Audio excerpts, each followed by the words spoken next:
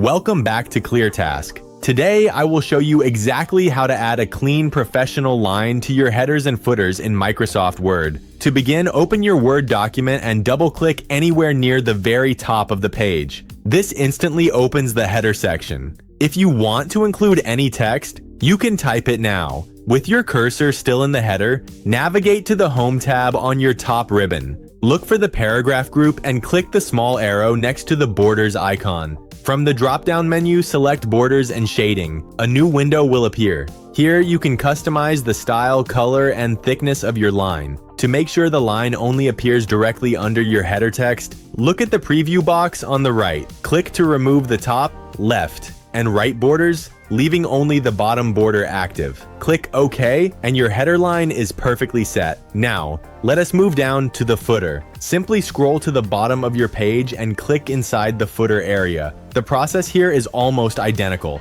Head back to the Home tab, open that same Borders and Shading menu, and choose your preferred line style. This time in the preview box, you want to leave only the top border active by removing the bottom, left, and right sides. Once you click OK, your footer line will appear right above your text. Finally, double-click anywhere in the middle of your main document to close the header and footer view. That is all there is to it. If you found this tutorial helpful, please subscribe to ClearTask for more straightforward software guides. Thanks for watching, and I will see you in the next video.